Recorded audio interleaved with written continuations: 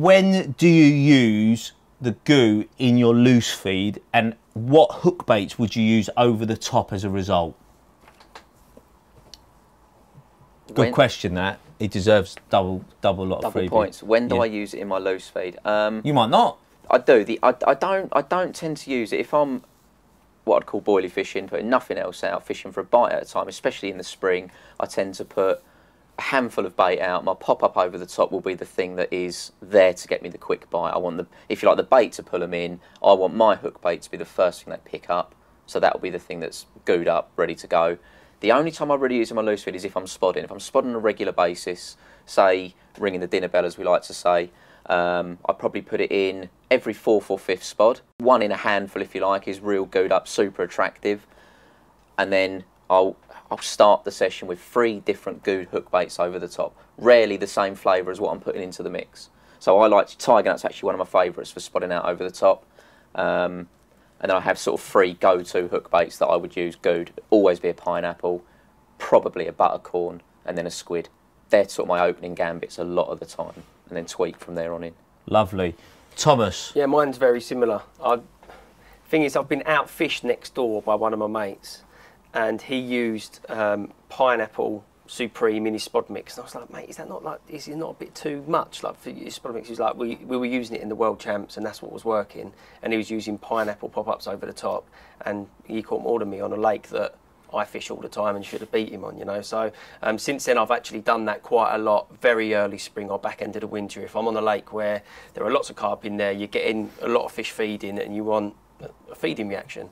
So I'm happy to use pineapple in the spod mix, and pineapple as my hook bait. I love pineapple! How long ago did that happen? Because it sounds like it still hurts. It's really bad, about 4 years ago. You don't like getting beat, do you? I don't like getting beat, no. What I've tried to explain to people when I've spoken to them is a tiered system. So Tom's not contradicting that. He's sort of, they sound like on a bit of a level. But for example, the tiger nut has become a real favourite of mine, same as the corn was.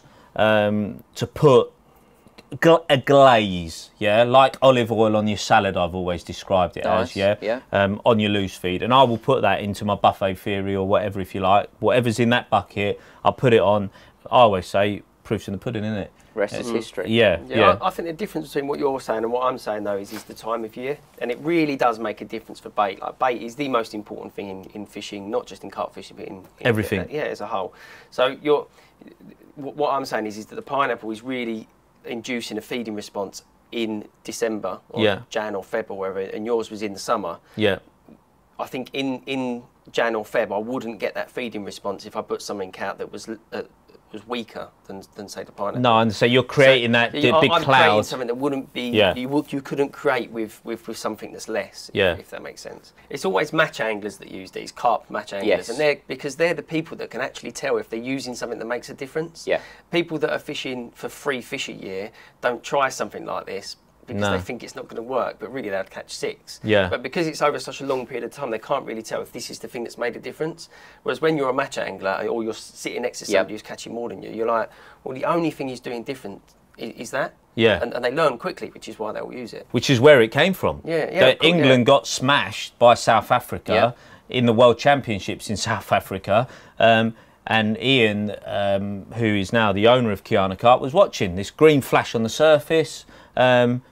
Came back and messed about with these things that people think, well, it's just we saw a question, you know who it is it just gelatine and fluorescein, you know? And people came back and tried all of these little basic combinations that the European market has had, and nothing happened. It still didn't compete with these South African products. And these guys were... they won it 4 years on the spin, didn't they? Yeah, but they beat us at home. Yeah, they beat us at home. On a method, the zig, they'd never used before, and England were miles ahead and caught them up, and the same in Italy. England were winning on zigs, and the South Africans marched back, and that was the raspberry. The difference was they had that in their armoury, you know. But the point with it is that what it's doing is you can have loads of food on the bottom, and that's what the South Africans did to England. They had loads of food out. I believe they used something like a ton of crumble pellet or something, which, you know, if you just put out a load of dust on the bottom,